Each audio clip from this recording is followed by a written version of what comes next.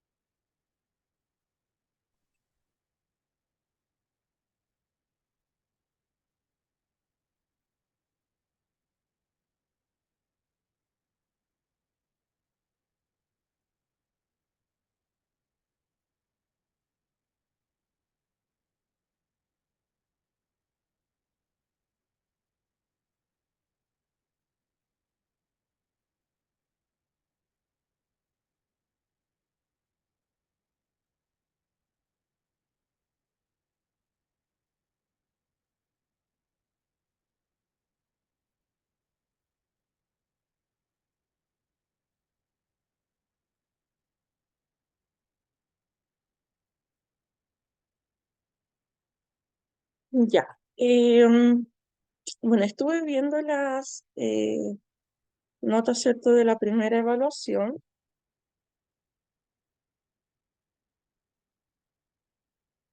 y las considero bastante buenas, ¿ya? De hecho, hay varias notas sobre 6.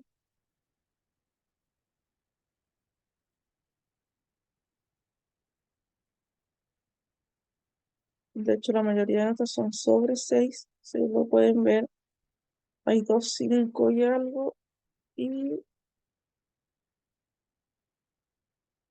2, 4, 9 y solamente una nota insuficiente.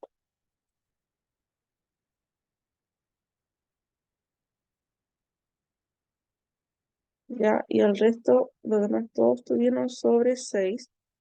De todas maneras, vamos a revisar igual la evaluación,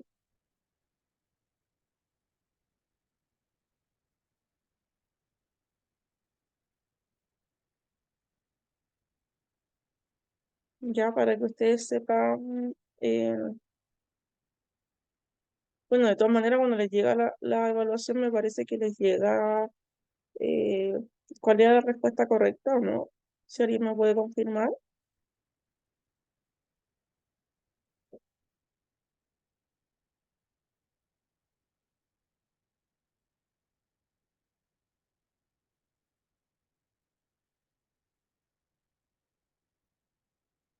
¿Se escucha?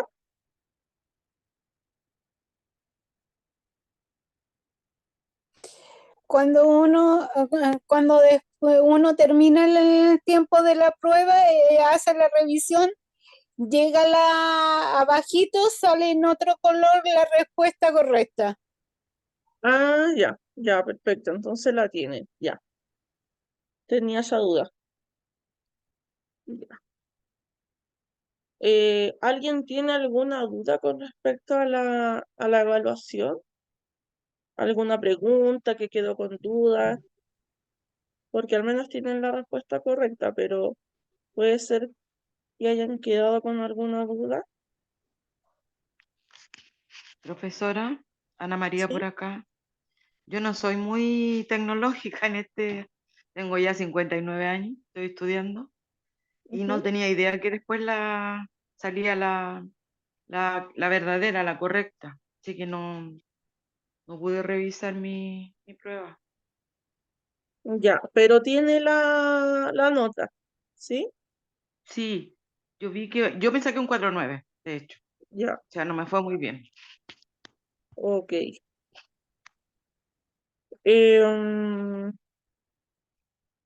Me parece que usted al realizar la prueba,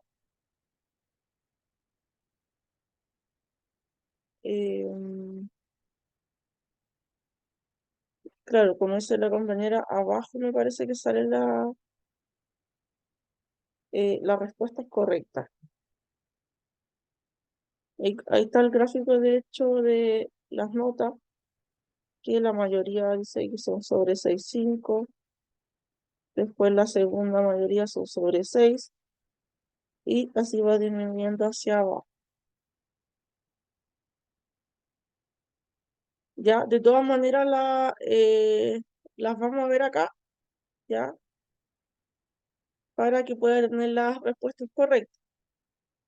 Yo la verdad no tengo la misma visualización que ustedes de la evaluación, por lo tanto no sé dónde les aparece a ustedes la revisión de la prueba, ¿ya?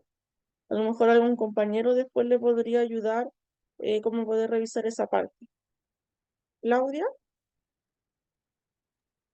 Profesora, donde aparece la nota, yo no sé si se conecta en el celular o computador, pero a mano derecha dice revisión y ahí uno pincha revisión y aparece todas las respuestas. Aparece la prueba completa y aparecen todas las respuestas, preguntas y respuestas. ya, ya, Y lo otro, perfecto, tengo una duda. sí, Mire, yo me equivoqué en una sola, en la número 9, que dice, ¿de qué se encargan los psicólogos educativos?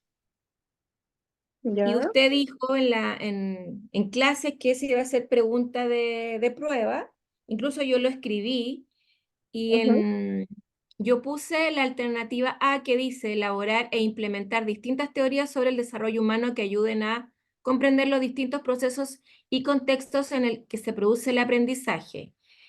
Esa yo marqué y me la tomó como mala. Sin embargo, la correcta dice que es la B, que dice investiga los mejores métodos y planes de estudio que permitan desarrollar modelos educativos y la gestión de los centros. Yo no sé si me confundí yo con el objetivo de la psicología educativa. ¿Usted me lo puede aclarar, por favor? ya, pero por lo visto no están subidas en el mismo orden la alternativa. Ah, Ya, ya, claro, porque acá aparece la A correcta, pero está descrita así como lo menciona. ya, ya. ¿Por qué la A? O sea, yo me equivoqué en considerar el objetivo. Claro, que esa parte estaba, Me parece que está en la página 11, ¿o no? lo vamos a buscar.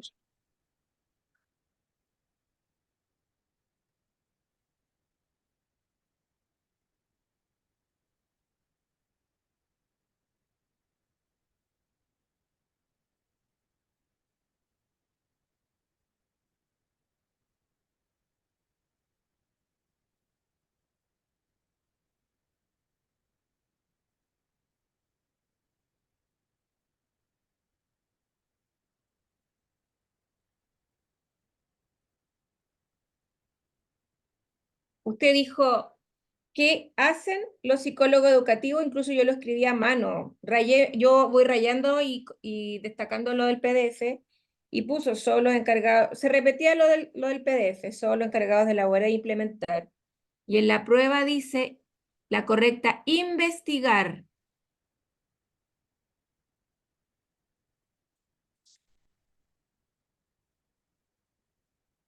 Sí, sí, tiene razón. La respuesta que está marcada como correcta se refiere a la psicología educativa. Sí, tiene razón ahí. ¿Qué tiene razón? ¿La prueba o yo? No Usted, entiendo. usted sí, porque, claro, la respuesta que está marcada como correcta ahí es la que se refiere a la psicología educativa. Ahí está investigando los mejores métodos. Eso. Claro. Y claro, ¿Y qué es lo que efectivamente está? era ¿Cuál es el la pregunta? Espérame. La pregunta dice, ¿de qué pregunta se del encargan psicólogo. los psicólogos? Entonces mi respuesta estaba buena. Claro, sí, ahí hubo un error. Ya, de hecho, lo voy a anotar para poder. Esa pregunta quedaría nula. Ya. Mm, A ver, voy a ver acá. Es la pregunta 9. No sé qué dice. Profesora, consulta, al quedar nula esa pregunta, igual baja lo que es el puntaje de la prueba en sí, la nota, porque yo tengo el mismo caso de la compañera. Ya, déjenme revisar acá que respondieron todos en la 9. 1, 2, 1, 2, 3, 4, 5.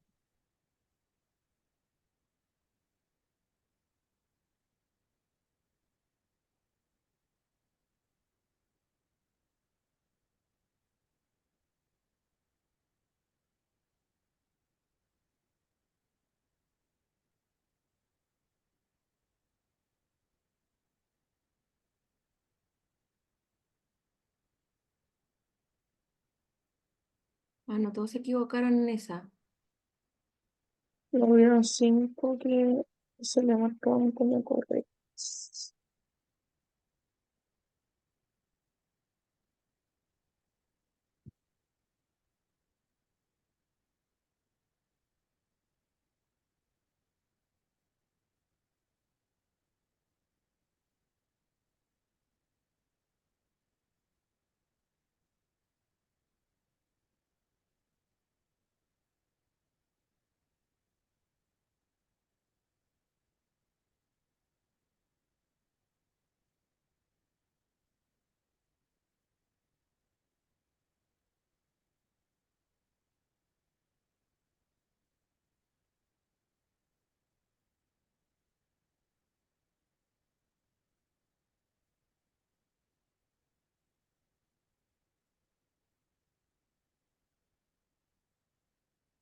Ya, sí, yo creo que la vamos a tener que dejar nula.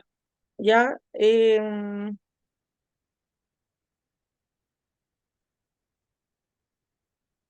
claro, la diferencia es que, por ejemplo, si ustedes tuvieron, No, si pues eran subiría yo creo que la 20 escala, ¿no? preguntas, claro, si ustedes, si eran 20 preguntas, eran 20 puntos, ahora se va a considerar 19 preguntas y 19 puntos.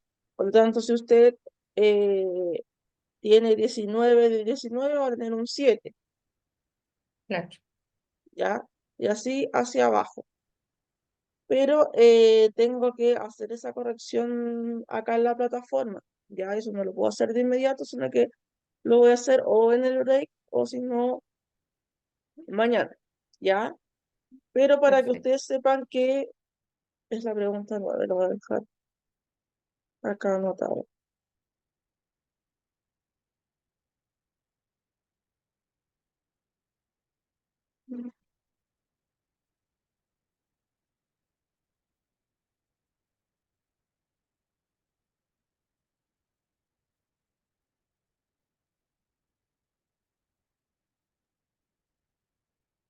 Profesora, ¿las pruebas las hace usted o las hace otra persona?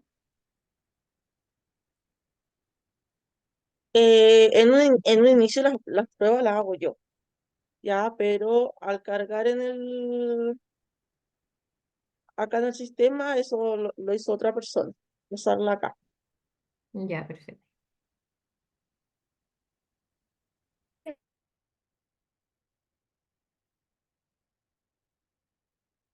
No sé si alguien más tiene alguna otra duda con respecto a alguna pregunta, Profesora, Ana María por acá.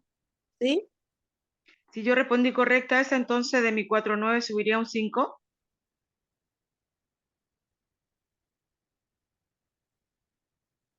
Es que esa pregunta va a quedar nula. Ya, pero si yo la Te respondí saca de la correcta porque la evaluación. respondí igual que la compañera, Claro, debería subirle un poco la nota. Sí, ya. Gracias. exacto. Ya.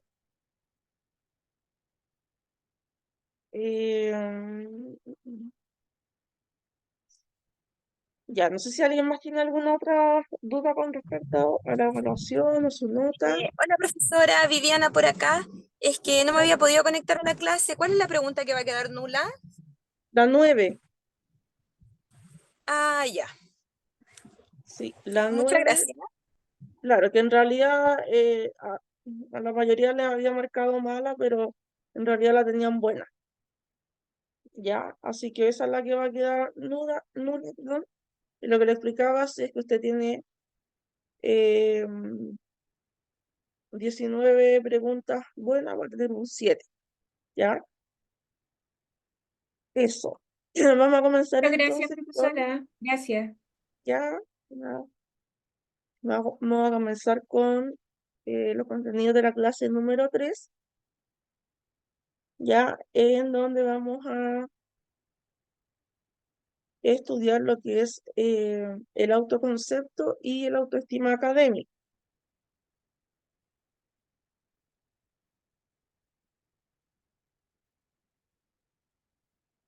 Lo que es importante antes de comenzar, ¿cierto? Si ustedes ven, por ejemplo, solo esa imagen, me imagino que más de una vez ustedes habrán escuchado el concepto de autoestima. ¿De qué manera lo podrían definir ustedes o qué es lo que saben ustedes de lo que se refiere cuando hablamos de la autoestima?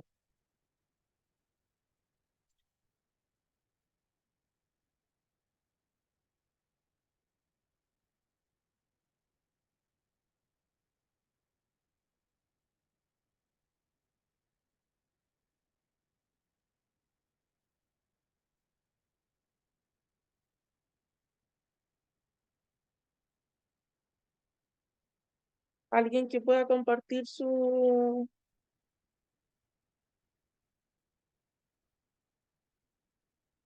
idea de qué es lo que se refiere a la autoestima? La autoestima de la palabra sola, ¿ya? Sin relacionarla todavía con el ámbito escolar. Que, Hola, profe. ¿Cómo? Hable nomás, compañero. ya. No, yo creo que el chico o el alumno o el niño se reconoce, es más seguro, puede ser, en sus ideas. eh, no me gusta ocupar la palabra valora, pero a lo mejor él valora sus conocimientos,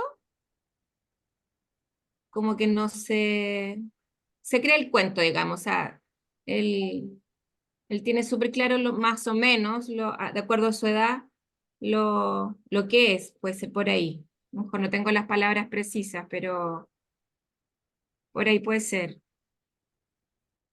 Sí, de hecho, ocupó la palabra clave.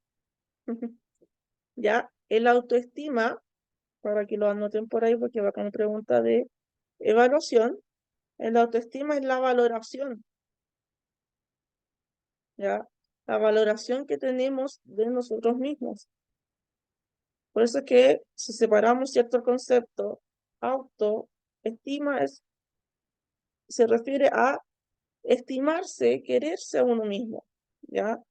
¿Cuáles son mis sentimientos, mis emociones, disculpe, hacia mi persona? ¿Ya? Independiente de las características que tenga, es si yo me valoro de forma positiva o no, ¿ya? Por lo tanto, el autoestima es, como le dije anteriormente, una valoración y es subjetiva. ¿Qué quiere decir cuando es subjetiva? Es que eh, puede variar entre una persona y otra, ¿ya? Un ejemplo, si tenemos a dos niñas, ya, que son bajitas de estatura de acuerdo a su edad, puede ser que una tenga buena autoestima, ya, porque se valora a sí mismo como persona independiente de su estatura, no le afecta, ¿cierto? Sus emociones. En cambio, a la otra sí le puede afectar porque, no sé, recibió comentarios, a lo mejor recibió burlas, ¿cierto?, con respecto a su estatura. Por lo tanto, para ella su estatura eh, ocasiona una valoración negativa porque la hace sentir triste, la hace sentir desvalorada, menoscabada, menos que los demás, ¿ya? Entonces, a veces puede ser una misma característica que se comparta, pero es diferente de la manera en que yo valoro esas características. De qué manera me hace sentir esa característica, ¿ya? Entonces, eso es la autoestima, una valoración subjetiva, ¿ya? De mi persona y en el ámbito escolar de mí como, de mis características como estudiante, por ejemplo. Y el autoconcepto, a diferencia de la autoestima, este es objetivo, ¿ya? Es una opinión objetiva, porque va de acuerdo a las características que pueden visualizar todos. O sea, que todos, por ejemplo, estén de acuerdo que mi pelo es negro, por ejemplo. Ya, todos están de acuerdo que mi pelo es negro, entonces es una opinión, pero es objetivo porque se refiere a una característica, ¿ya? Y una característica que puede corroborar cualquier otra persona. Por lo tanto, ¿cuál es la diferencia? Ahí para que lo destaquen, de la autoestima es una valoración subjetiva y el autoconcepto es una opinión objetiva, ¿ya? Porque no incluye emociones, no incluye valoración, solamente la característica. Yo decir, yo soy un estudiante responsable, yo soy un estudiante esforzado, soy un estudiante atento, no sé, distintas características que puedo mencionar de mi persona como estudiante, pero sin involucrar las emociones, ¿ya? En un segundito que voy a buscar acá.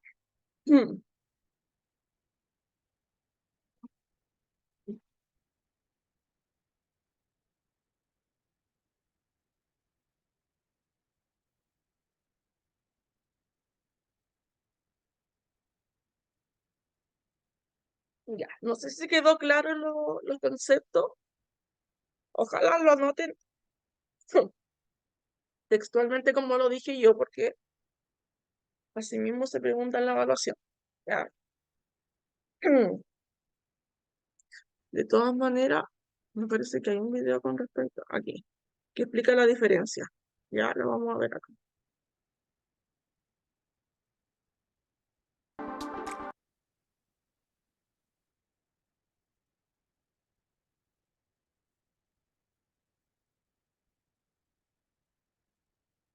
Que nos ayudan a comprender cómo la autoestima y el autoconcepto son constructos teóricos que nos ayudan a comprender cómo funciona nuestra mente, cómo nos vemos a nosotros mismos y de qué manera la opinión de los demás influye en la idea que tenemos de nuestra propia identidad. Presentan, no obstante, algunas diferencias. En primer lugar, el autoconcepto es el conjunto de ideas y creencias que constituyen la imagen mental de lo que somos según nosotros mismos. Lo podemos expresar con palabras, pues es cognitivo, al decir soy tímido o soy extrovertido. Sin embargo, la autoestima es la valoración que hacemos de nuestro autoconcepto, es emocional y por tanto más subjetiva que el autoconcepto y no puede ser expresada en palabras. Por tanto, la autoestima tiene un componente moral, juzgamos nuestro autoconcepto y la imagen de nuestro yo ideal, mientras que el autoconcepto no tiene ese componente moral. Asimismo, el autoconcepto está asociado a la memoria declarativa, mientras que la autoestima se relaciona con la memoria emocional.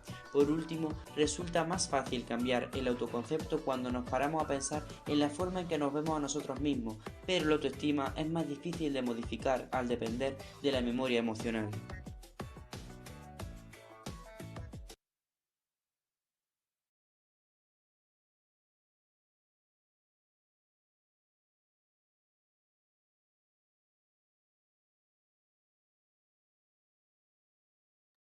Ya, ahí nos explicaba, ¿cierto?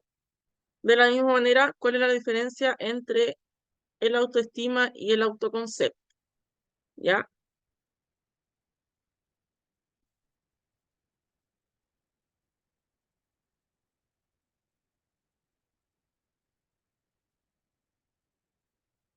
Ya. ¿Por qué es importante desarrollar estos dos conceptos en el ámbito escolar? Ya, porque es en este contexto en donde se refuerza ya el autoestima y el autoconcepto, ¿ya?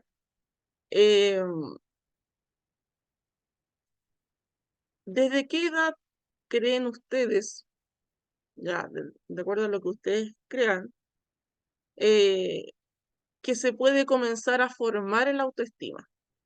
Que dijimos que es la valoración, ¿cierto?, de mis características. ¿De qué edad podemos comenzar a formar el autoestima en un niño, por ejemplo? Yo creo que antes de la edad preescolar, ya, no sé, antes desde sus primeros pasos, ya que se ha visto que el acompañamiento de los padres en el caso de los infantes y la buena vibra, por así decirlo, da resultados positivos a cómo desarrolla y se atreve después el menor a intentar a realizar cosas nuevas. Y eso, al menos yo lo percibo como una buena autoestima de parte del menor. No Ya, sé si estará correcto. ya, y si no arriesgamos ahí con alguna edad, ¿cuánto diría?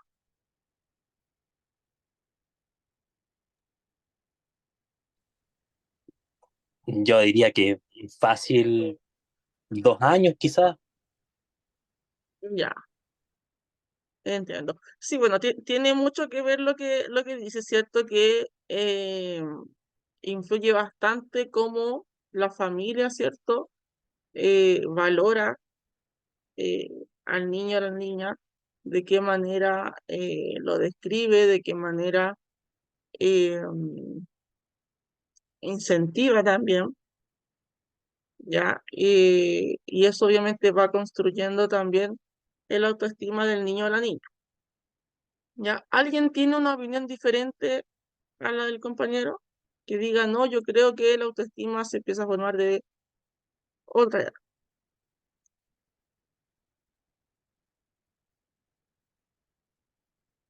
Atrévanse, no. Yo, profesora, Sí, yo creo que cuando los niños tienen como 5 años, más o menos de esa edad, ya, que es cuando cuando ya ya están en ellos la escuela. perciben, claro, cuando entran recién al colegio, ahí ya perciben porque están entre sus compañeros, ya empiezan a sentir eso ellos de su autoestima. Pienso, Ya, no sé si será así. ya, sí, está bien. Ya, la idea es que puedan participar porque en realidad la mayoría de sus opiniones están correctas, ¿ya? Pero la idea, obviamente, de la clase es que vamos aprendiendo cosas nuevas. Es el momento de uno, a lo mejor, poder equivocarse, ¿cierto? Pero esto va ayudando para que después, en el momento de la prueba, salga esta pregunta. Yo me acuerdo que en la clase la profesora hizo una pregunta relacionada a esto y dijo que esta era la correcta. Ayuda en el fondo a recordar esas cosas, ¿ya? Claro, efectivamente, como decían acá los compañeros, influye bastante la familia, influye bastante el ámbito escolar, porque ahí es cierto donde se va relacionando, donde se va comparando con otros compañeros, ¿ya? Sin embargo, lo que dice la teoría es que el niño o la niña comienza a formar el autoestima desde los 6 meses de edad. Ya ustedes dirán, pero ¿cómo? Si una guagüita de 6 meses no sabe ni siquiera hablar, ¿ya? Porque desde los 6 meses de edad, porque a esa edad ellos comienzan a autopercibirse, ¿ya? Comienzan a darse cuenta que ellos son una persona, comienzan a darse cuenta que son un ser aparte de la mamá, ¿ya? Porque ellos antes de los 6 meses, ellos piensan que son como una extensión de la mamá, ¿ya? Como un brazo de la mamá, son parte de, ¿ya? Y recién a los 6 meses ellos se reconocen como una persona independiente de la mamá, ya que son una persona, comienzan, por ejemplo, a reaccionar a su nombre, comienzan a reaccionar a los incentivos, ¿ya? Entonces, es allí cuando ya comienza a explorar su cuerpo y el entorno en donde empieza a formarse el autoestima. Obviamente, eso va a continuar, ¿cierto? La construcción de la autoestima a medida que vaya creciendo, dependiendo de la interacción con la familia, dependiendo después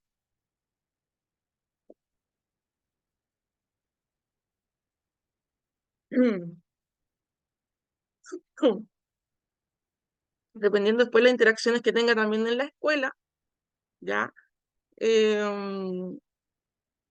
Y se comienza como a notar un poquito más el autoestima cuando, ¿cierto? Comienzan a hacer estas comparaciones también, ¿ya? Entendiendo que ya pueden hablar, ahí, ¿cierto? Ya pueden demostrar con acciones, ¿cierto? De qué manera ellos se estiman o se valoran. ¿Cuánto más o menos dura todo este proceso de formar el autoestima? Esto es más o menos hasta los 9 o 10 años de edad, ya que eso estaríamos hablando hasta aproximadamente cuarto, quinto año básico. Esto no quiere decir que no pueda haber un cambio en la adolescencia. Puede haberlo, ya, pero es menos probable porque la base de la autoestima se forma en los primeros 9 años. ¿Ya? Entonces, si yo formo una buena autoestima en mi hijo hasta los 9 años de edad, es muy probable que cambie eso en la adolescencia.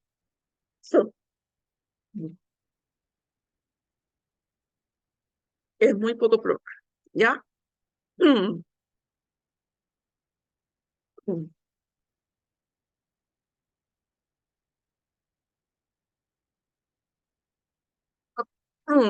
¿De qué manera podemos nosotros relacionar lo que es el autoestima y el autoconcepto en el contexto escolar? ¿Ya? Aquí, ¿cierto? Se va visualizando más a través de las interacciones que el niño va a establecer con el profesor, con sus compañeros, las experiencias de éxito y fracasos que va teniendo en el ámbito académico. ¿Ya? Eso va demostrando mucho del autoestima y el autoconcepto que esté formando el niño. Bueno, generalmente esto se ha visto más eh, años atrás, hoy en día está cambiando un poco ese paradigma, ya de que antes el profesor reconocía y apreciaba más el nivel de conocimiento de los niños, ya. Hoy en día el enfoque ha ido cambiando, ya, y lo que se busca es reconocer las habilidades y las actitudes de los niños, ya, que muchas veces el, el conocimiento académico, o el resultado académico, muchas veces no refleja la habilidad del niño y tiene que ver también con un tema de la autoestima. El niño puede ser muy bueno a lo mejor para las matemáticas, pero si él no se valora en ese ámbito, no se reconoce, puede que académicamente no le vaya bien, ¿ya? Y de esa manera es que se va relacionando el autoestima y el autoconcepto con el ámbito académico, ¿ya? Porque ambos influyen entre sí.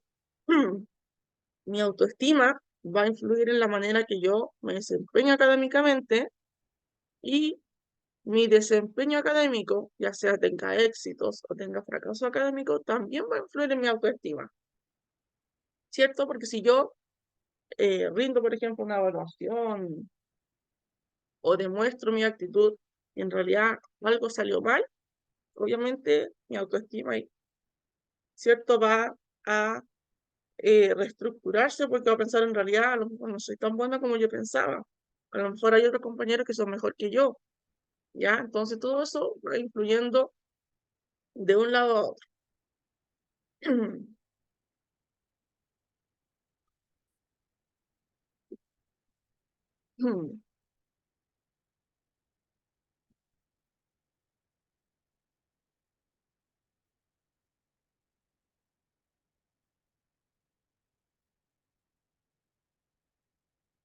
Profesora, ¿Sí?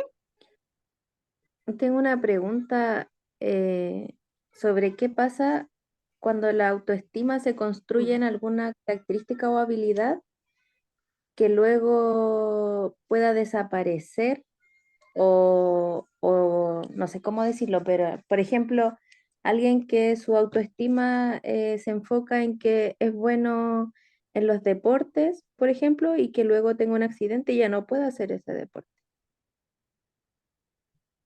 Claro, obviamente ese hecho en particular va a influir en la autoestima, ¿ya? Porque va a ser de que la manera en que yo demuestro que soy bueno, ¿cierto?, para hacer deporte, se va a limitar, ¿cierto?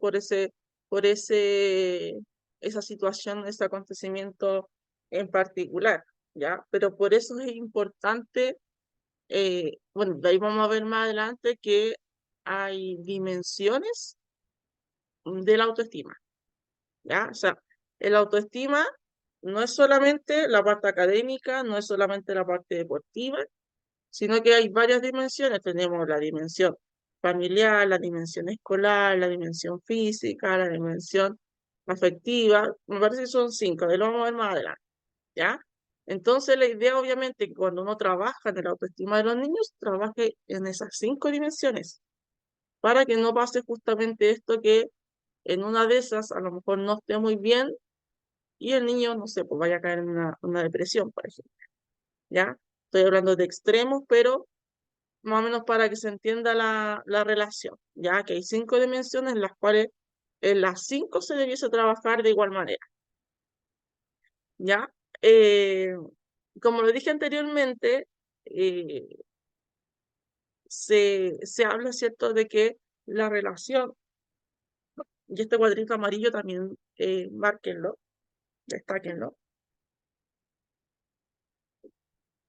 porque se les va a preguntar cómo o cuál es la relación que existe entre el autoconcepto o la autoestima y los logros académicos. Y es lo que yo les mencionaba recién, que es una relación recíproca. ¿Qué quiere decir? Que el autoconcepto influye en el rendimiento o en el logro académico, y el rendimiento académico o el logro académico también influye en el autoconcepto y en la autoestima, ¿ya? Entonces, ambos influyen en, en ambos sentidos, ¿ya? Entonces, es recíproca y no es unidireccional, ¿ya? Porque si estamos hablando que es unidireccional, sería que, por ejemplo, solamente el autoconcepto influye en el logro académico y no al revés. Pero en este caso es viceversa, ¿cierto? Autoconcepto influye en el logro académico y el logro académico influye también en el autoconcepto, por la razón que yo le explicaba anteriormente.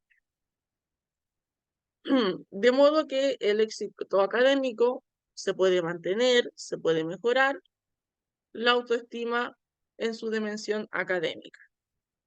Y la autoestima académica también influye en el rendimiento académico gracias, ¿cierto?, a las expectativas y a la motivación que pueda tener el estudiante.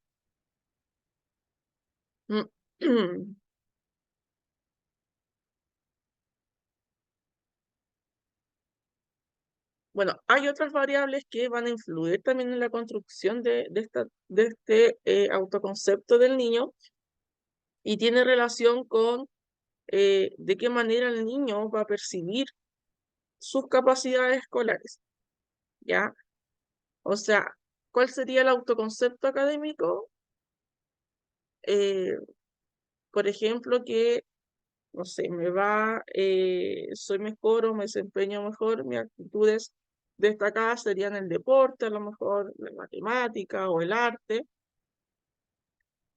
pero ¿de qué manera, cierto, yo percibo eso? ¿ya? ¿De qué manera lo valoro? ¿Cómo me hace sentir eso? ¿Será que realmente valoro esas actitudes o esas capacidades de mí? ¿Ya? De eso también depende, porque puede ser que a lo mejor todos me digan que soy bueno para la matemática, pero yo en realidad no me considero de esa manera, por lo tanto, no me causa una valoración positiva. ¿Ya?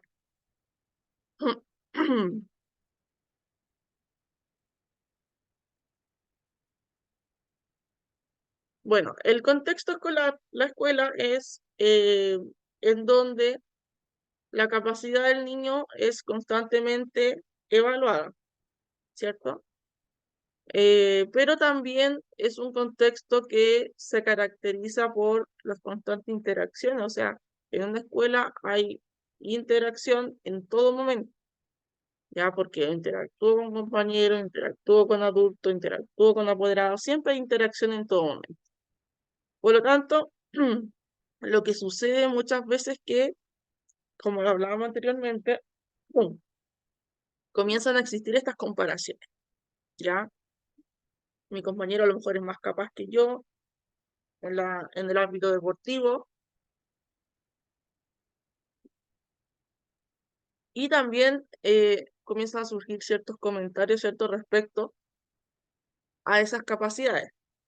Obviamente que se espera que los adultos no sean los de esos comentarios, de esas comparaciones, porque hace que el niño crezca con esa inseguridad de que tengo que demostrar a un adulto que soy mejor que otro, que tengo que superar a otro, en vez de que tenga expectativa en superarse a sí mismo, ¿cierto? En ser mejor, en aprender más de lo que ya sé.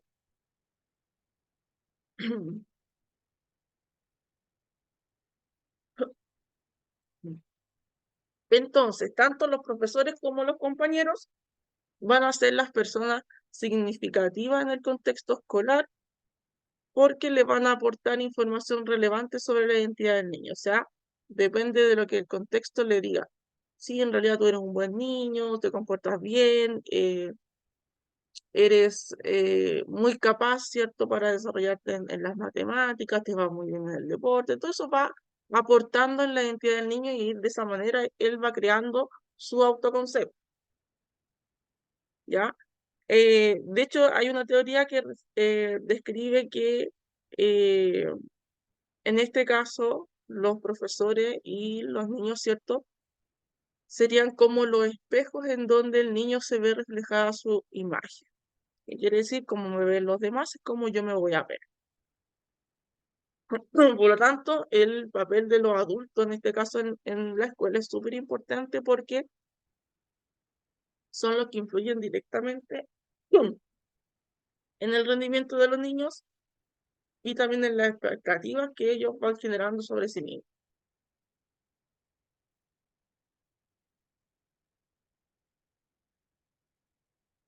¿Por qué se da tanta importancia eh, el trabajo de la autoestima y del autoconcepto, sobre todo en la primera infancia?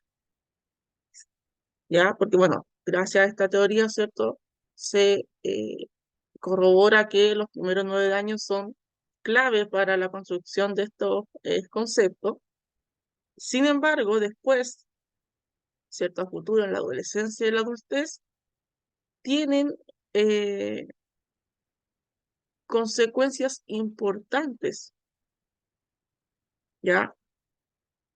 De qué manera yo conformo mi autoestima, mi autoconcepto, después va a tener consecuencias en el ámbito social, en el bienestar emocional, en la salud, en distintos aspectos de mi vida, en mi personalidad, en la manera en que yo me relaciono con mi entorno, va a influir, ¿ya? Por eso es que se da énfasis en trabajar en la primera infancia.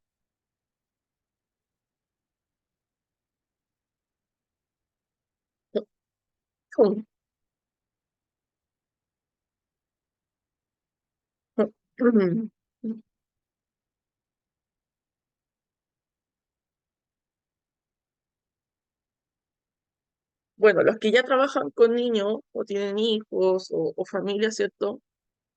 De esta edad, de la primera infancia, se pueden dar cuenta que los niños en esta edad son muy vulnerables al recibir comentarios de los adultos y de sus compañeros también, ¿ya?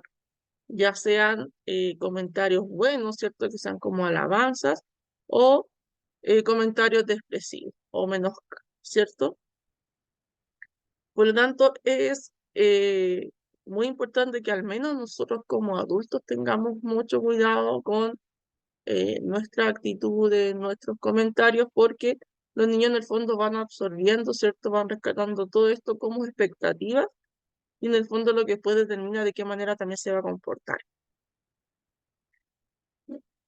Por eso es que se recomienda tanto a la familia como a la escuela que se preocupe, por ejemplo, de siempre ir demostrando expectativas positivas, motivando, incentivando la superación personal, ¿ya? Que se le asigne, por ejemplo, tareas que estén al alcance de las posibilidades de los niños. Por ejemplo, si yo sé que un niño tiene dificultad para leer, ¿ya? Claro, puede que tenga o no tenga un diagnóstico, pero tenga dificultad para leer.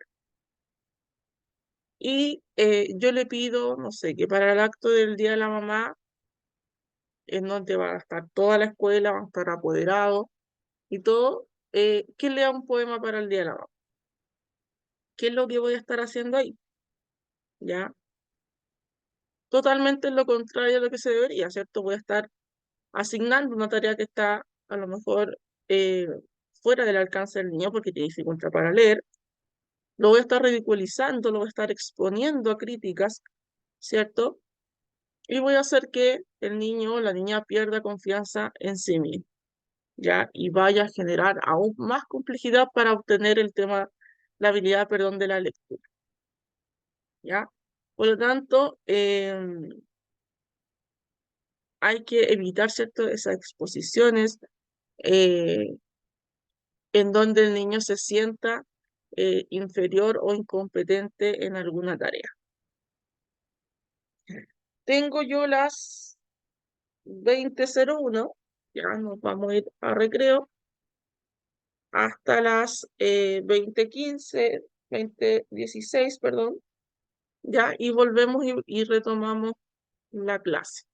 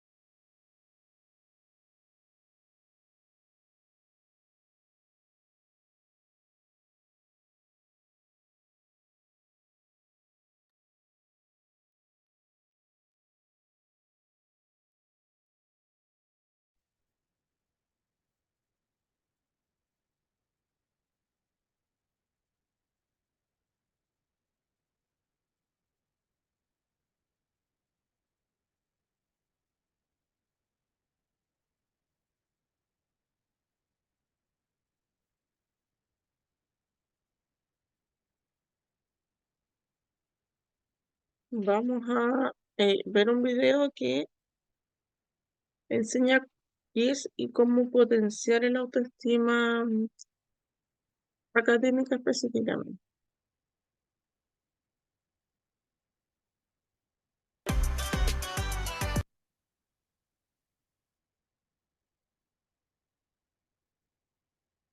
Y bienvenida. Hoy hablaremos sobre la autoestima académica. La autoestima académica es la percepción que tenemos de nuestro desempeño en torno a aprendizajes, competencias adquiridas, ejecución de ciertas tareas o procedimientos, hasta de nuestras expectativas en relación al futuro laboral y en la posibilidad de superación personal. Con base en ello, podemos preguntarnos en qué influye la autoestima académica en nuestras vidas. La respuesta es muy interesante. La autoestima académica influye en tu rendimiento académico, salud física y psicológica, calidad de vida y en tu nivel de bienestar general. Es decir, influye en muchos factores en tu vida. Entonces, podrías preguntarte, ¿qué características tiene una persona con buena autoestima? En general, suelen ser personas agradecidas, productivas, comunicativas, deseosas de aprender y trabajar, reflexivas y optimistas. Además, suelen disfrutar la vida, ser responsables, cuidan su cuerpo y salud, son solidarias, honestas, cooperadoras, autónomas y expresan sus emociones y sentimientos asertivamente. Como ves, son muchas las características que tiene una persona con buena autoestima. Entonces, ¿cómo podrías potenciar la tuya? Veamos. Lo primero, no te compares con los demás. Todos tenemos nuestros propios tiempos. Sé responsable con cuánto te exiges. No te exijas más de lo que física y mentalmente es sano para ti. También sé agradecido y valora tus logros y aciertos. Esto te permitirá seguir adelante con más entusiasmo. Y por sobre todo, no te enfoques en querer agradar siempre a los demás. Toma tus propias decisiones basándote en tus necesidades y en lo que realmente deseas. Estos fueron algunos tips para potenciar tu autoestima académica. Si quieres aprender más sobre la autoestima académica, te invitamos a ver los próximos videos de nuestro canal.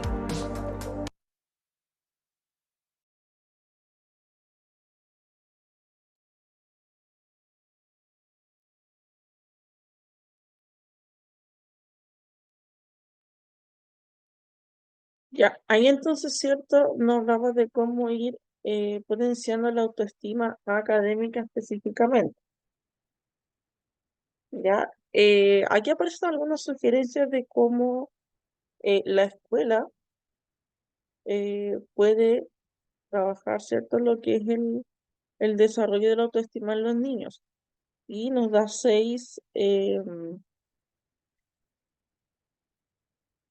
estrategias, ya que está, primero, intentar conocer la realidad de cada uno de los estudiantes con sus posibilidades, aceptar a cada uno como es, tanto con sus éxitos como con sus fracasos,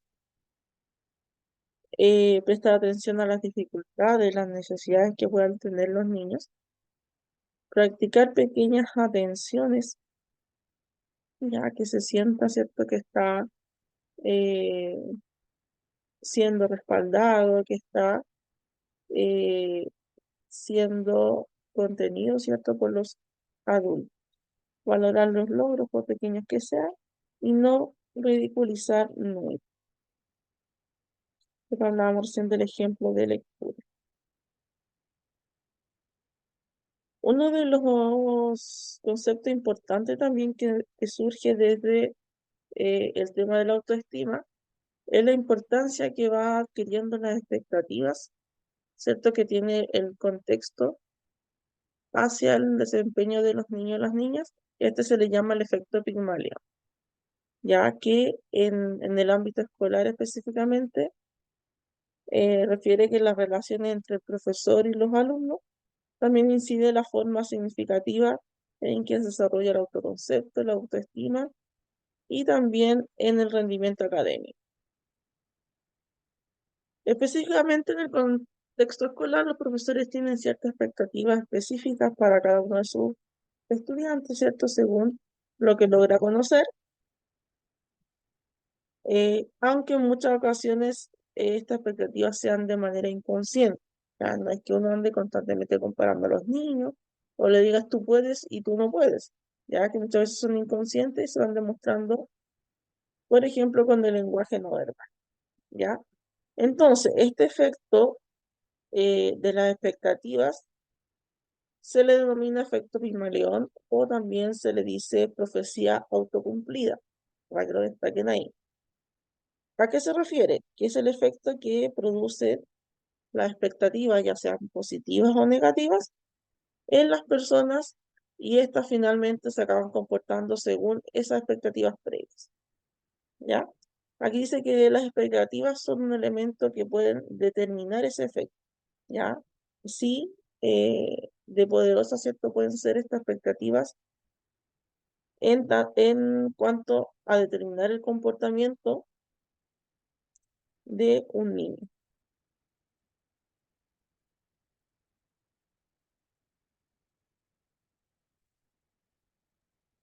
Y finalmente menciona acá que el efecto Pigmalión no solamente ocurre en el contexto escolar específicamente, sino que también a veces en el ámbito familiar, ¿cierto? Que muchas veces los padres hacen las comparaciones entre los hijos, cómo tu hermano mayor pudo, cómo no te portas como tu hermano, por qué no lo haces como tu hermano, ¿cierto? También suele suceder. Y ahí aparece en la imagen de ejemplo, el niño, ¿cierto? Dice ahí en la pizarra, lo haré bien porque mi profesor piensa que sé hacer.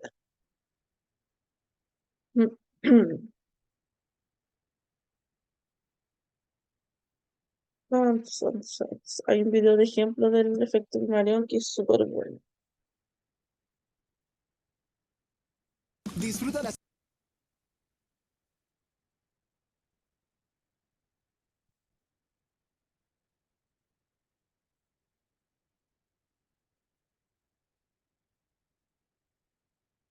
El efecto Pigmalión es el fenómeno por el cual las expectativas más altas conducen a un mayor rendimiento.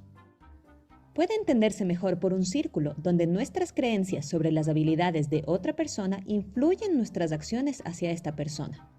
Estas acciones tienen un impacto sobre las creencias de los demás sobre sí mismos. Las creencias sobre sí mismos causan las acciones de los demás hacia nosotros, lo que nuevamente refuerza nuestras creencias sobre esa persona. Y así una y otra vez. Veamos un ejemplo y comencemos con tus creencias. Imagina que eres el entrenador de un equipo de baloncesto y observas a tu equipo el primer día. Chris y José son nuevos miembros del equipo. Chris te recuerda a un jugador famoso. José te recuerda a un chico molestoso de tus años de secundaria. Inconscientemente decides qué esperar de cada uno de ellos. Tus creencias influyen tus acciones. Cuando Chris entra a la cancha, te alegra verlo. Cuando juega, lo empujas a que haga las cosas mejor, a practicar más fuerte, a quedarse una hora adicional. Si comete un error, le explicas cómo mejorar. Cuando José entra, apenas lo notas. Te alegra verlo anotar puntos, pero no le das mucha retroalimentación y no inviertes tiempo extra en su entrenamiento. Cuando José comete un error, te sientes un poco molesto. Tus acciones impactan sus creencias sobre ellos mismos. Chris siente que lo aprecias y él te aprecia a cambio. Él cree en su propio éxito. José siente que tienes poca paciencia y aprecio por él. No cree en su propio éxito. Sus creencias sobre sí mismos causan sus acciones hacia ti. Chris encuentra cada vez más alegría jugando y nunca se pierde una sesión de entrenamiento. Durante los juegos, él da el 100% todo el tiempo. José encuentra menos alegría que antes al jugar y no da todo su esfuerzo en los juegos. Él comienza a ausentarse de las sesiones de entrenamiento a veces, lo que refuerza tus creencias sobre ellos. Ves cómo Chris disfruta jugando, cómo entrena duro y muestra una rápida mejora en su rendimiento. José parece no estar muy motivado, sus habilidades no mejoran tanto y comienza a asistir menos. Lo sabías de inmediato. Gracias a Dios tus instintos eran correctos. El efecto Pigmalión también se conoce como el experimento Rosenthal, que lleva el nombre de una investigación de Robert Rosenthal en Harvard. En un primer estudio, desafió a sujetos de prueba a entrenar ratas para completar un laberinto. A la mitad del grupo se les dijo que sus ratas eran extremadamente inteligentes y específicamente entrenadas. A la otra mitad se les dijo que sus ratas eran tontas. De hecho, las ratas eran todas iguales. Durante el experimento, sin embargo, las ratas inteligentes se desempeñaron mucho mejor que las tontas. Esto mostró cómo las expectativas de los entrenadores influyeron incluso en el rendimiento de ratas. Rosenthal luego estudió el Pigmalión en las escuelas junto con Leonore Jacobson. Al comienzo del año escolar, a un grupo de maestros de primaria se les dijo que algunos de sus nuevos alumnos tenían un talento y un potencial extraordinarios. Esta información, que era completamente inventada, se proporcionó aleatoriamente sobre estudiantes promedio en cada clase. Todos los estudiantes habían realizado la prueba de coeficiente intelectual de antemano. Al final del año, los estudiantes que se describieron como más talentosos habían aumentado significativamente su rendimiento en las pruebas de coeficiente intelectual en comparación con el resto de la clase. Robert Rosenthal concluyó: cuando esperamos ciertos comportamientos de otros, es probable que actuemos de manera que haga que el comportamiento esperado sea más probable de ocurrir. ¿Qué opinas de esta teoría? Y, si la crees, ¿hay alguna manera de evitar que otros nos den forma negativamente?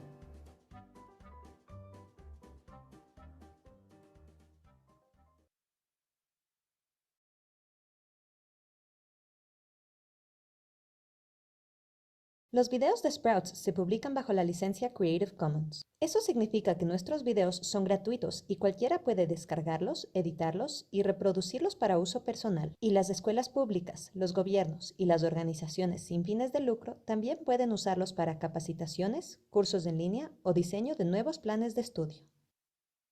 Para ayudarnos a mantenernos independientes y apoyar nuestro trabajo, puedes unirte a nuestros patrocinadores y contribuir. Simplemente visita patreon.com/sprouts. Incluso $1 puede hacer la diferencia. Si tienes perspectiva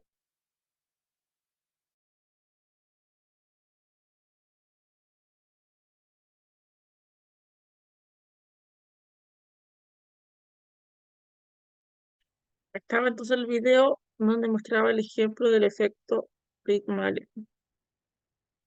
Ahora vamos a avanzar a lo que son las dimensiones de la autoestima que yo le había mencionado anteriormente.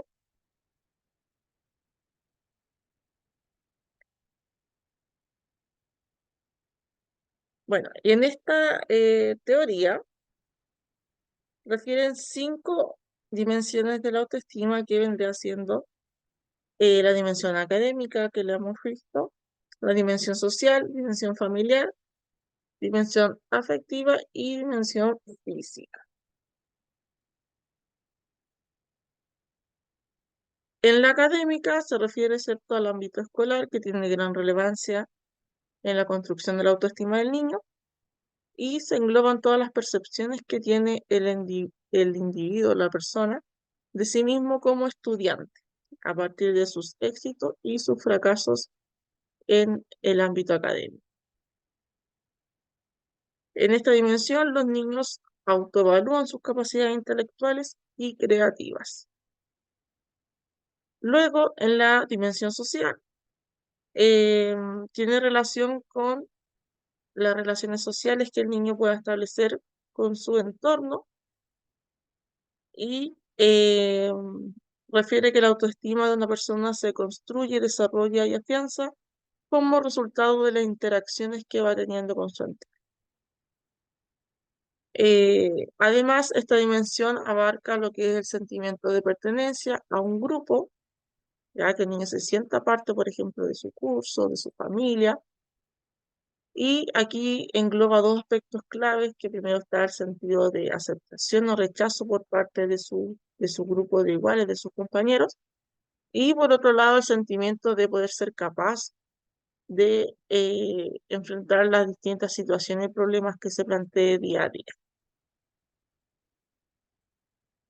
En la dimensión familiar tiene que ver con donde los padres y la familia en general, ¿cierto?, juegan un papel importante en la formación de la autoestima, principalmente porque son quienes le van a proporcionar seguridad y estabilidad emocional al niño para así construir una autoestima e identidad positiva.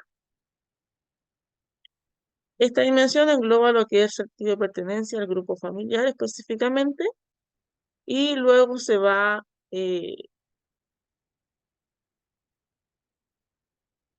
desarrollando según las relaciones que se establezcan en el grupo familiares, como después el niño se va a relacionar también fuera. En la dimensión afectiva se define como la percepción que tiene cada individuo acerca de sus propias características personales. ¿Ya? Esto es como la autoestima general y tiene que ver con la manera en que el niño va a percibir sus propios rasgos de su persona, ¿cierto? Y de qué manera expresa cómo se siente consigo mismo, la valoración que tiene de su persona y de sus rasgos de personalidad. Finalmente, la dimensión física tiene que ver con la valoración que el niño o la niña va a tener con respecto a su apariencia y su físico, también de sus habilidades, capacidades físicas.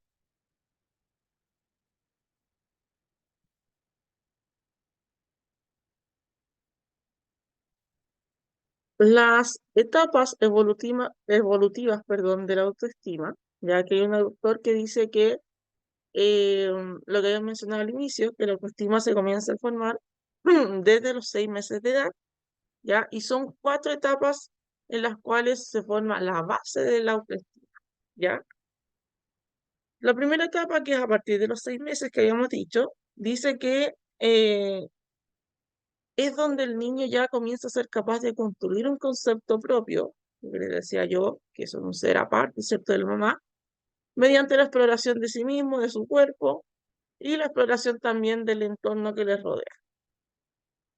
Además, en este proceso de aprendizaje, el individuo reafirma su propio concepto, comienza a distinguir, por ejemplo, su nombre con los restos. Deme un segundo.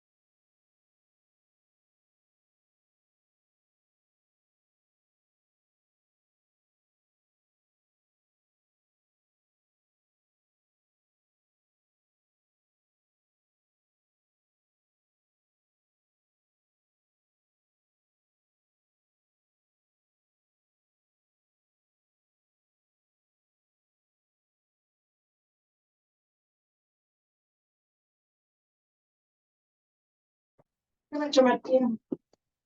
Fernando, mira, lo único que, pero no sé si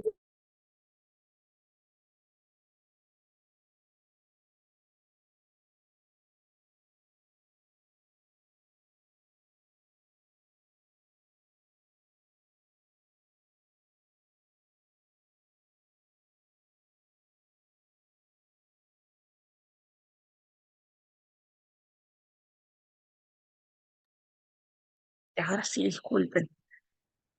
Como les iba mencionando, ¿cierto? A partir de los 6 meses, entonces en donde el niño eh, ya comienza a distinguirse, ¿cierto? De su cuerpo, su entorno, reconoce su nombre y reacciona también ante él. Esa es la primera etapa. Luego la segunda etapa, entre los 3 y 5 años de edad, aquí el niño se vuelve más egocéntrico debido a que piensa que el mundo gira en torno a él y sus propias necesidades, y en donde el niño construye su concepto de posesión en relación a la autoestima. Entonces, mientras más yo tengo, mejor me siento, ¿ya? Y en estos momentos los niños comienzan a recibir más opiniones, apreciaciones y muchas veces críticas también de su entorno. La tercera etapa, de los 5 a los 6 años, aquí ya estamos hablando que están en kinder, ¿cierto? Primer año, es una etapa súper importante para el desarrollo de la autoestima porque es el momento en que el niño ingresa, ¿cierto?, a la etapa escolar, comienza a comparar su imagen real con la que tiene de sí mismo, con la imagen ideal de cómo le gustaría ser, comienza a juzgar también sus capacidades al momento de compararse, ¿cierto?, con sus compañeros, y allí donde comienzan sus primeras interacciones sociales fuera del ámbito familiar.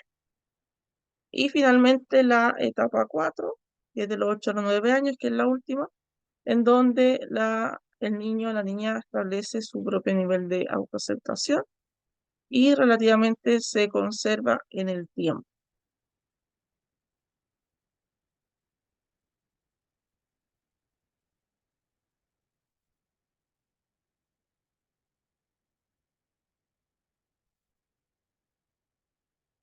¿Qué consecuencias puede tener el autoestima en los niños y en las niñas, en realidad en las personas también? Porque las consecuencias se ven incluso hasta después en la adultez. Aquí se repiten las mismas áreas que vimos en las dimensiones de la autoestima, ¿ya? De ahí les voy a explicar por qué. Por ejemplo, ¿qué consecuencias tiene la autoestima en el área escolar? Va a tener consecuencias en el rendimiento académico, como en la capacidad que tenga para aprender y su desarrollo intelectual. En el área social, tiene consecuencias en la capacidad que tenga para adaptarse e interactuar con sus grupos de pares y en establecer amistades dentro y fuera de la escuela. En el área familiar, tiene consecuencias en cómo se siente parte de su grupo, en las relaciones afectivas y en la atención percibida que sienta de parte de su familia. En el aspecto físico, va a tener consecuencias en la valoración, en la aceptación de su apariencia física y de sus capacidades físicas también. Y, y ya en el área moral y ética, tiene relación con la propia evaluación que hace el niño o la niña de su comportamiento y de su forma de actuar. ¿Por qué entonces las mismas áreas las vimos en dimensiones y luego en consecuencia? Porque estos tienen una relación recíproca, lo que hablábamos anteriormente, ¿ya?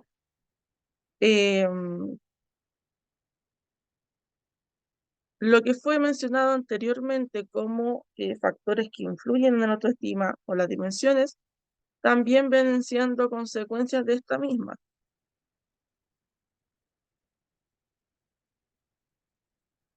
¿Qué quiere decir esto? Que todo el contexto en el que el niño se desenvuelve, ya sea su contexto interior, personal, como el exterior, sus relaciones, afectan y va conformando continuamente lo que es el autoestima, y esto obviamente también influye en el comportamiento que va demostrando en la sociedad, ¿ya? Y ahí se va determinando si es que el niño forma una autoestima alta o una autoestima baja. De hecho, acá hay ciertas características de una persona con alta y una con alta o equilibrada autoestima y una persona con baja autoestima, ¿ya? Por ejemplo, una persona con buena autoestima cree en sí mismo, en sus posibilidades, se enfrentan a nuevos retos con optimismo. Ante un fracaso, lo que hacen es valorar, evaluar qué es lo que pudo ir mal. Tienden a recordar más las experiencias de éxito. Ante un fracaso, hacen un plan de mejora para futuro, aceptan sus errores, establecen amistades de forma sana, saben aceptar una crítica, justifican sus ideas y posturas, tienen capacidad de imaginación e innovación, entre otros, ¿ya? ¿Cómo podemos definir si es que una persona tiene buena o no autoestima? Más o menos que cumpla 3 o más de estas características, ¿ya? Una persona con baja autoestima, ¿cómo lo vamos a notar? ¿Ya? Creen que todo les va a salir mal, no se enfrentan a retos por miedo al fracaso, ante un fracaso se frustran y se culpabilizan, se avergüenzan de sus errores, utilizan respuestas defensivas, la agresión ante críticas, ya las críticas se las toman como personal, tienden a imponer sus ideas por miedo a que descubran sus inseguridades. Les quiero mostrar acá, hay un video que nos habla de cómo poder trabajar la autoestima en el ámbito escolar, en el aula específicamente. Usted está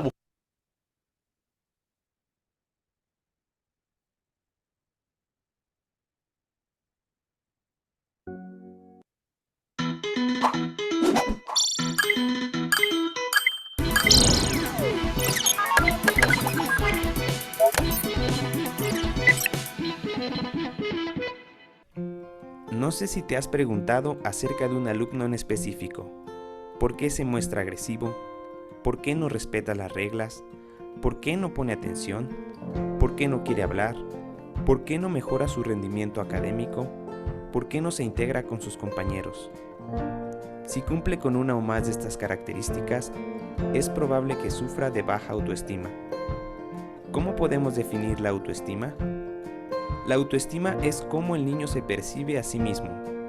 Se va formando primeramente en la familia, porque ahí es su primer contacto social, donde aprende a relacionarse y en donde forma su autoconcepto. Por otra parte, influye el ámbito escolar, donde pasa gran parte del día. Es ahí donde se ajusta su percepción personal y social por la fuerte influencia de sus profesores y de sus compañeros. En este ámbito es donde nos queremos concentrar, trabajando la autoestima en el aula. La interacción constante entre los alumnos, tanto la conducta que adoptan durante la actividad escolar como el estatus social o las características del alumno, determinan que algunos sean objeto de rechazo, de burla o de exclusión. Cuando un alumno se encuentra en una posición positiva y gratificante, donde percibe apoyo de sus profesores y compañeros, manifiesta una mayor motivación e interés hacia el trabajo escolar, adquiere con mayor facilidad habilidades sociales, sigue las reglas y muestra una autoestima más positiva. Sin embargo, si se encuentra en una posición negativa y marginal, el alumno toma este estatus como parte de su identidad y tiene profundas repercusiones en su bienestar emocional, como pensamientos o sentimientos negativos sobre sí mismo, llegando a sentirse menos seguro, pudiendo presentar problemas académicos como absentismo escolar y bajas calificaciones. Muchas veces, si no estamos atentos o si no poseemos los recursos necesarios para detectar estas situaciones, podemos desarrollar una percepción negativa hacia estos niños. Aunque no lo digamos con palabras, es posible que lo hagamos de manera inconsciente con nuestros gestos o al darle menos atención. Podemos menospreciar o criticar su trabajo o incluso llegar a etiquetarlos. Los niños perciben esto, repercute en su integración escolar y por lo tanto en su autoestima. ¿Qué podemos hacer para asegurar que esto no pase? Puedes llevar a cabo las siguientes estrategias. Crea un clima de clase favorable. Promueve constantemente la reflexión personal para que cada alumno sepa qué es capaz de hacer. Escucha a tus alumnos, conócelos, ayuda a que se conozcan y se valoren a sí mismos. No adoptes enfoques competitivos, no compares. Propón metas alcanzables para cada niño según sus destrezas. Usa mensajes positivos aludiendo las habilidades y destrezas del alumno. Promueve que el alumno se dé cuenta de sus propios errores y los vea como áreas de mejora. Brinda apoyo y acompañamiento cuando tu alumno lo solicite. Propicia el trabajo por parejas. Reparte responsabilidades a cada niño. No permites que se avergüence ni se ridiculice a un compañero. Acepta el humor breve y oportuno, pero corta puntualmente el inoportuno. Permite oportunidades de éxito a los alumnos con dificultades. No etiquetes. Reconoce y agradece siempre. Acaba la clase de forma alegre y amistosa, a pesar de las dificultades que se hayan presentado. Sigue estos prácticos consejos y juntos fomentemos una buena autoestima en nuestros alumnos. Niños felices, niños capaces, niños brillantes.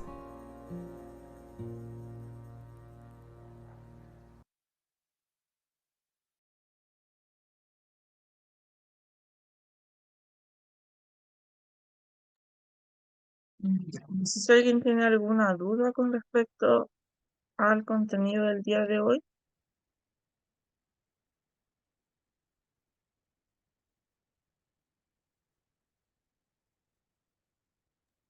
No, profesora, estuvo bien entretenida la clase. Gracias. No sé qué pasó. Bueno, lo mismo que la vez anterior. Ya si alguien quiere los videos para tener, me los piden de manera interna al WhatsApp y yo le envío los videos, ¿ya? Vamos a pasar la lista. Hubo personas que hablaron al grupo, pero no escribieron sus nombres, así que después los voy a ver. Ya, para que estén atentos. Viviana Aguilar, Presente, profesora. gracias. Susana Aguirre, Presente, profesora. gracias. Yasna Alarcón,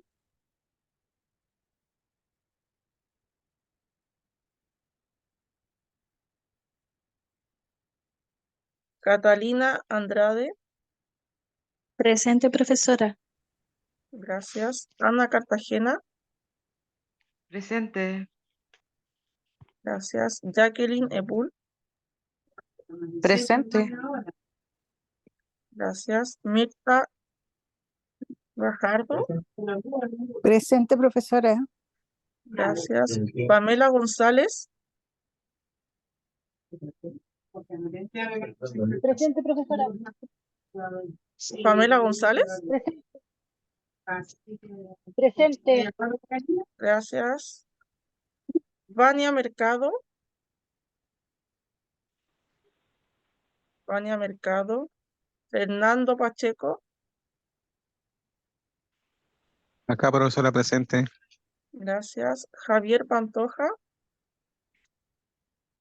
Presente, profesora. gracias. Paula Pardo, Presente, profesora. gracias. Claudia Pino, Presente. gracias. Marcelo Rojas, Presente, profesora. gracias. Pía Serrano, Pía Serrano, Ella dijo de que estaba en su trabajo. ah, ya, ya bueno, sí, por eso yo les pregunté, o sea, les pedí que vean sus nombres, porque yo no tengo los números, ya, así que bueno, lo mismo le digo a usted, en caso de que en algún momento quieran justificar inasistencia o avisar de algún atraso, coloquen su nombre porque yo no tengo los números guardados, ¿ya? Bueno, me faltó un video, pero no lo vamos a ver porque igual es largo, ¿ya? En todo caso, como le he mencionado en otras ocasiones, los videos no entran en la evaluación, sino que son material de apoyo, ¿ya? Así que si alguien los quiere, yo se los envío, pero me los piden de manera interna a través del WhatsApp, ¿ya? Si no hay más dudas, finalizamos la clase. Que estén bien, que tengan buena noche. Chao, chao. Muchas Gracias. gracias, Igual para profesora. ustedes. Buenas noches. Gracias, profesora.